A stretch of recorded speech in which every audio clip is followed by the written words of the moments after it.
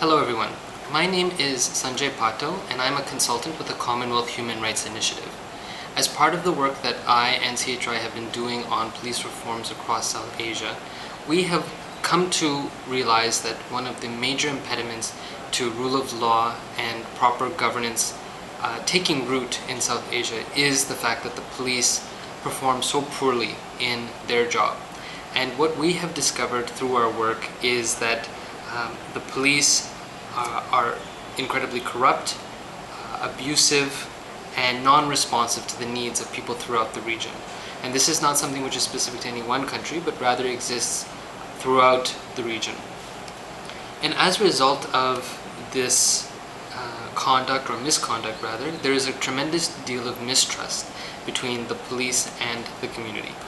The disconnect between the public and the police is quite toxic.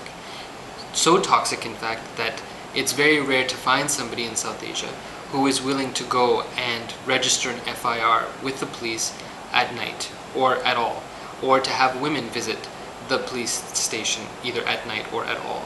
And these are concrete examples of where the community's mistrust of the police has resulted in dysfunctional policing throughout South Asia.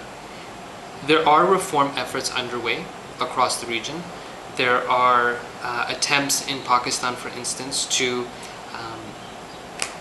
try to reform the police. One example has been the Police Order of 2002. That was an attempt to bring about better policing in that country. However, all of the public police accountability mechanisms, institutions that were created through the Police Order of 2002 have not been functional, and they haven't been given the resources that they required in order to be functional. And in India, you have the Prakash Singh case, which was a culmination of years of litigation, whereby the Supreme Court of India ruled that there are certain base elements to police accountability and proper police functioning that need to be abided by. And this ruling, in letter and spirit, has been ignored by states across the country. In Bangladesh, although the police reform program has been doing a very good job in trying to improve policing in that country, the truth is that the government has shown little interest in updating the antiquated 1861 Act, Police Act, to make it more modern and responsive to the challenges of policing in the 21st century.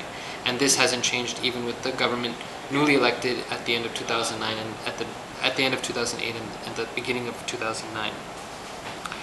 So even though there have been numerous attempts to reform the police through commissions and whatnot, the truth is that very little has been done in the way of police reform in South Asia. And as former Speaker of the House Tip O'Neill in the US once said, all politics is local. In that same way, all policing is local as well. And in order to overcome the intense distrust that exists between the public and the police, a bridge needs to be built between these two stakeholders. And to date, this has not been something that has been largely focused on within the region. In order for community policing, for this bridge to be built, there are three important elements that need to be focused on. One, there needs to be greater interaction between the public and the police. As I mentioned already, the truth is that there's very little interaction at the moment between the two because, frankly speaking, the public are often scared of the police. So if the police and the public are to have any proper and healthy relationship built on trust and respect, this is going to necessarily require that the public and the police are far more interactive in their relationship with one another. The second thing is that there needs to be greater inclusion of women.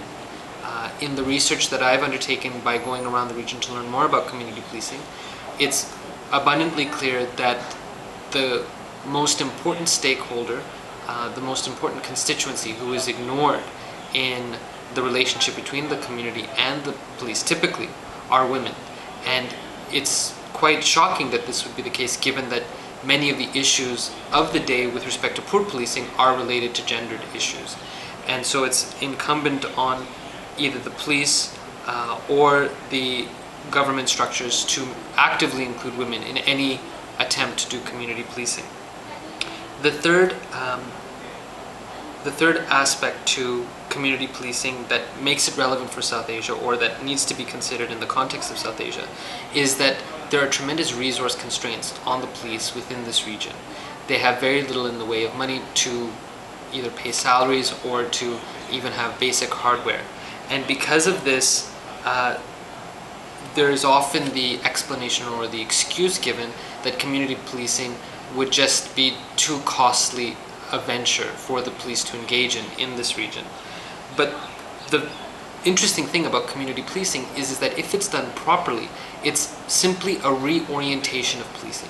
Thus, it's not necessary to inject or input a great deal in the way of hardware or money in order to make it work. It literally is a recognition and an understanding that community policing is the kind of policing that we need to deliver in this region.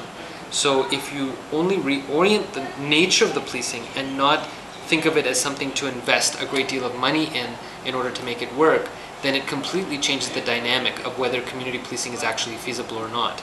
And I think what you will find through the course of this online conference are some examples of how community policing has been achieved in the region without an inordinate investment of new resources into the project. And I think the other sort of fourth element to making community policing work that I've discovered in the research I've done is that any proper community policing project requires that the police come to the community with a genuine and sincere desire to make this initiative work. My experience has been that power resides with the police, and therefore it's a little naive to think that the community can come to the police and suggest that community policing be done and have it be done properly. The fact is that because the police typically have the power and, frankly speaking, the authority to use lethal force, that power dynamic means that the police, with enlightened police leadership, should sincerely and genuinely come to the community and suggest that we together work on community policing that could be beneficial to both the delivery of policing services and public safety. What you will see in the various examples that will be profiled during this online conference is that there are specific experiments that have been successful. Specifically, Kerala police have done a very good job with community policing, and increasingly the Bangladesh police are also doing a very good job with community policing. And I think these provide some insight into how such projects can be undertaken in South Asia with the specific contextual realities of the region. The purpose of this conference is to share these various experiences so that we can learn from each other.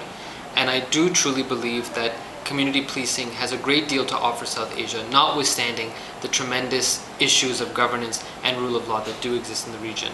And I'm hoping that after looking at this presentation and opening up the conversation in a forum, we can start engaging on some of the specifics of how community policing could be implemented in the region, and therefore have a dialogue begin in a topic that typically hasn't been covered.